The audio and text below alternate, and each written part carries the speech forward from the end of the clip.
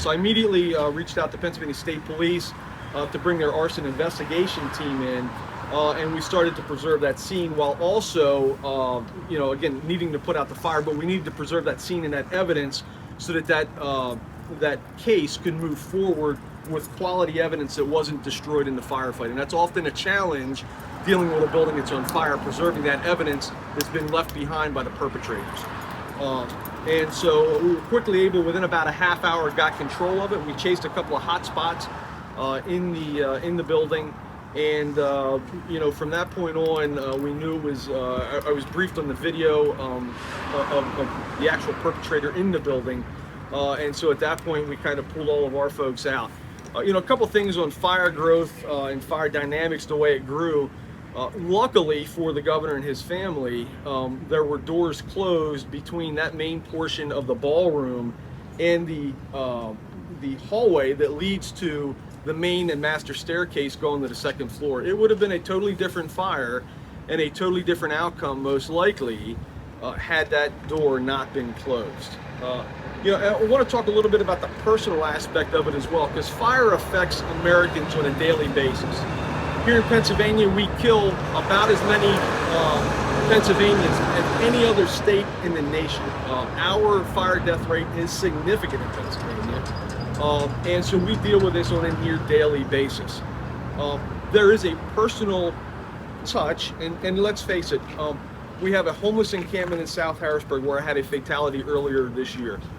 Those folks, the whole way up through the governor of Pennsylvania, that I'm responsible for protecting, the members of the Harrisburg Bureau of Fire do such a wonderful job of protecting. We all have one thing in common, and that's we're humans. And there's a human element to fire in the way it affects us, and that was very evident in Governor Shapiro the other night. I won't get into the personal conversations that he and I had with his family, but I can tell you that he was personally affected in a very positive way, though negative at the time, on the effects of fire and that fire has on human beings. And I believe when we look at everything, when we look at the fires that we go to here in Harrisburg, when we look at the poverty that we deal with here in Harrisburg, and we look at the circumstances we have to deal with, again, the least of these being in the homeless encampments, to being responsible for protecting the infrastructure that runs and gives the heart and soul to the elected officials of Pennsylvania, all here in one 11.1 square mile city. It was a very a touching moment and an understanding moment for him that fire is a personal thing. It's not something that happens to somebody else. And at 2 o'clock in the morning, you can imagine what that looks like. I see it on a weekly basis. This time it happened to be with the head of our government here in Pennsylvania. And I'm hopeful that interaction that he and I had with his family present will help to give more vigor to the changes that need to happen in the Pennsylvania Fire Service and the support that the Pennsylvania Fire Service needs from state government, not just here in Harrisburg, but across the Commonwealth. And one of the biggest things that I'm certain will come from this is the governor's mansion, through the remodel, will hopefully have a fully functional and operating fire sprinkler system installed within it. And that is something we need to push for more throughout Pennsylvania. And I hope that it starts right down here on 2nd Street with the governor's mansion as we work through the remodel of that historic building here in Harrisburg. So with that, I think that is the end of everything that I have to add from the fire side of things. I will entertain questions. We'll start from my left and we'll go in. Thanks, Jim. There was no fire No fire suppression system. There was a fire alarm system, but not an active fire suppression system. Being fire sprinkler to put the fire out before. And maybe the same word. When you arrive on scene, you dealt with fires in any number of structures, but you see flames coming out of the governor's mansion. How did that affect your response and your impression? For us, it's a surreal feeling. I'm still really dealing with it internally. We deal in, just right across the street here, we had a significant fire that displaced a beautiful family, right? And knowing, though, that when we put our right hands up here in Harrisburg, every firefighter here is trained and ready to respond to, again, the least of these, but also that we have the state government that we're also responsible for. And that is a large responsibility. That entails a lot of training and behind the scenes things that the general public doesn't get to see, so that we have and are able to assist the Commonwealth with maintaining continuity of government operations. Thank you. Chief, were the alarms going off? They were. Yes, they were. Yes, they were activated. Thankfully. Can you talk about when you were cutting the gates? Is there any indication of exactly how Bomber was able to get through those gates, jumped over, went under? How did that work out? Yeah, so from the criminalist side of it, I've seen the video. So he jumped over the gate, not the gate that we forced and forced entry into. So we cut a very different gate on the 2nd Street side of the building. Again, and we'll release some video of that later today. And they were talking about how it was all within a matter of minutes that he was able to get in, actually get inside the home, do the cocktail, and then get out. I mean, how is it that there was no security around, or no one was able to stop him at any time? That is a very good question for Pennsylvania State Police and the governor's detail. I will not comment on anything dealing with criminal investigation, other than it is 100%. And I'm not going to mention the guy's name because I don't want his name national in any kind of a positive light, seen as a hero. But he is a domestic terrorist, and I hope that he spends a lot of time behind jail for the heinous acts that he performed here in our capital city that put not only the first family but my firefighters at risk. Talk a little bit more about that you're using the term domestic terrorism, and that it's not just the first family but your firefighters. Why? Right. This fire was meant to get that satisfaction of I was able to displace the governor. I was able to attack the governor, right? This was a personal attack on the governor of the Commonwealth of Pennsylvania. We got to put politics aside and understand, again, at the end of the day, what I said, the governor was human at 2 o'clock on Sunday morning, just like every one of us is human, and that's a bond that we have. And when we attack each other, we get absolutely nowhere. There's a time and place to voice those frustrations. We have beautiful Capitol down there that you can picket at, that you can storm whenever you want with your picket signs and your anger. But it's got to stop before you get to the point where you want to firebomb an elected official or anybody for that matter. At the end of the day, we're all humans, and that should be the connecting bond for peace and unity here in Pennsylvania.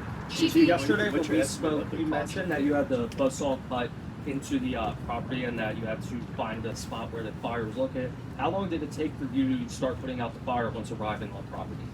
Look, reviewing the video, there was probably a 3 to 5 minute delay. Again, we had to, we're given one address for a very large complex that spans an entire city block essentially. And, it spans from McClay to Geiger Street and front to 2nd. So the Pennsylvania State Police troopers that were there were busy evacuating the governor, his family, and the extended family that were there. So they were not immediately available to point us in the right direction. And because of where the fire was, it wasn't immediately visible from the front of the building where we were at. And in your entire career, have you ever seen anything like you saw on Sunday morning with that type of attack on the governor's mansion? And what type of impact did that have on you? So we deal with arson. I've dealt with fire bombings, throughout my career here in Harrisburg. They do happen. They are unfortunate acts. Look, the Molotov cocktail is no different than a gun, right? When I got that Molotov cocktail in my hand, I know at the end of the day, I'm going to create damage, destruction, and probably going through the terrorist mind was, I want to kill somebody, right? So it's no different than that gun when I'm holding somebody up to steal their money, right? I know what the outcome could potentially be. And I think that's the surreal part of it, that there can be that much hatred pent up in somebody that they're able to take out that anger in such a way. And it is a horrendous way, not only to attack somebody, but God forbid a fatality.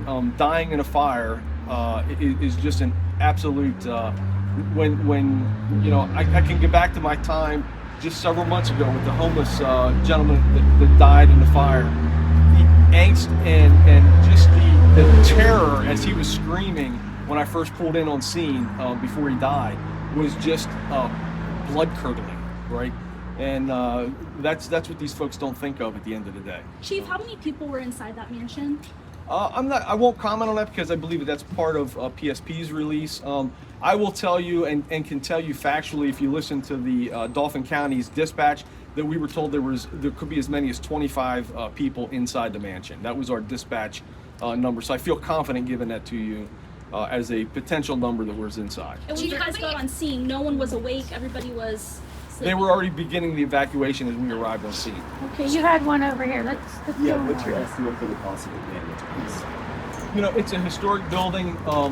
It is definitely going to be in the millions, and that's because of the historic nature of the building with the smoke damage that's inside to paintings and artifacts and things like that that are going to have to be professionally cleaned and taken care of.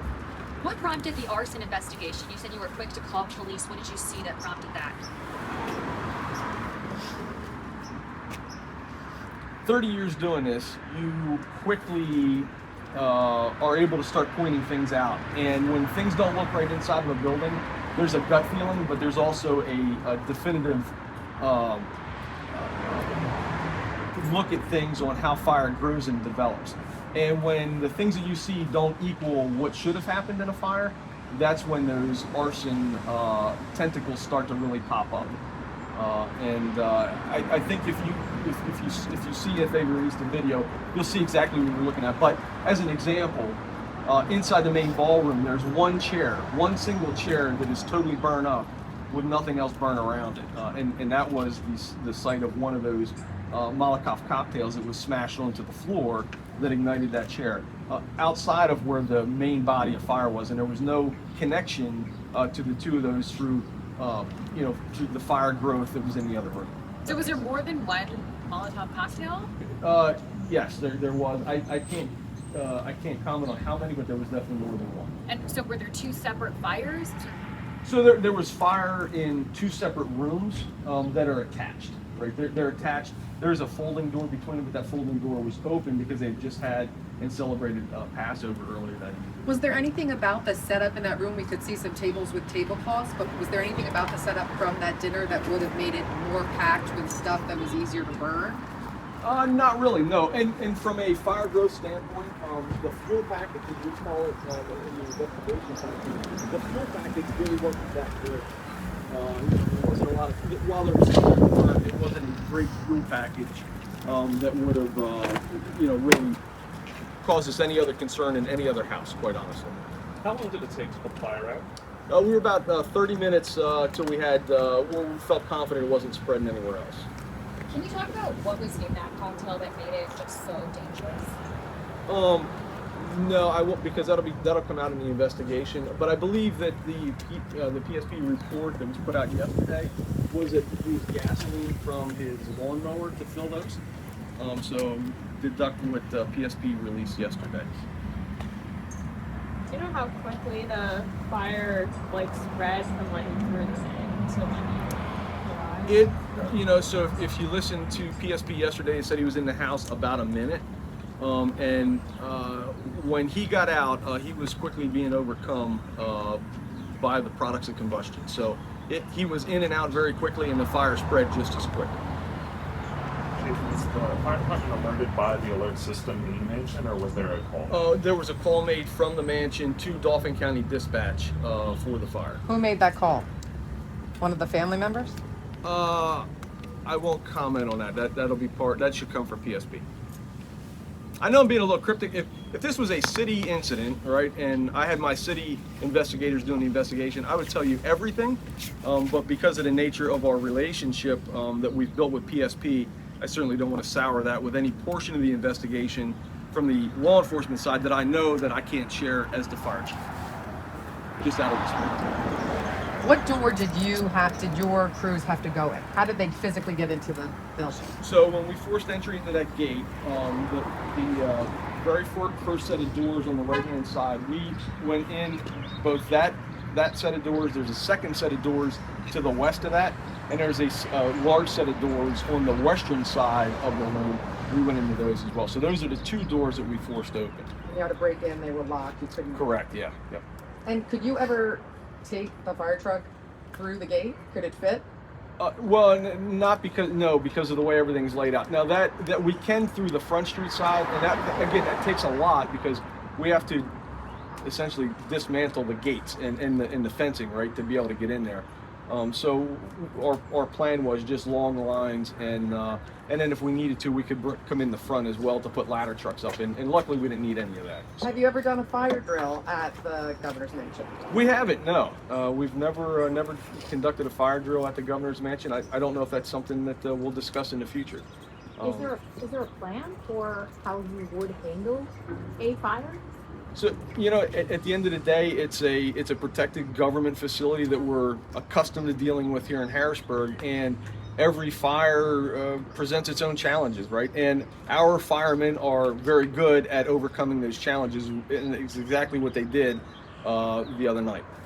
And you really got to cut the fence because you can't even put the hose over the fence because of the points, right? And Well, right, our guys got to get over the fence as well, so it's easier to go through it than over it, and risk all that going. We can climb it. That is one option, right? You put a ladder up one side, ladder down the other side. But now we're taking a lot of time putting things in place, and now having to climb up, and then the instability of the ground is muddy out. It's just easier to cut things and let them replace it. Chief, had the door not been closed from the main state dining room where they were celebrating Passover, could the fire have spread further and deeper inside the mansion, putting the governor and his family at risk? If that door wasn't closed, the fire would have spread and would have definitely put the governor at even greater risk. And it would have rapidly spread down that hallway just based upon the furnishings. Again, looking at what that fuel package looks like in that hallway, definitely would have spread rapidly down and up to the main staircase going to the second floor. Chief, when you got to this, it was mentioned that the person who entered the building made his way into the residence. Without talking about anything with that, were there any Molotov cocktails that you guys found that were used on the property that you guys took control of, or PFP did? So we see all the evidence in the front, and it is our job to preserve it, and that's what we did. You talked about the suppression system or lack thereof. Is there a reason why there wasn't one? Is that not a requirement for the governor's mansion? It was not a requirement. So the mansion was built in 1968. So there's actually very little building code requirements in 1968 when the building was built. And I think the frustrating thing for the fire service in Pennsylvania is the International Fire Code and the International Building Code requires and mandates the sprinkler fire protection be installed in every new structure that is built. However, Pennsylvania has written that out of our code and only requires multifamily housing units to be sprinkled, and that was due to the lobbying effects of the building industry and quite frankly their tactics to prevent having to put that fire protection systems inside.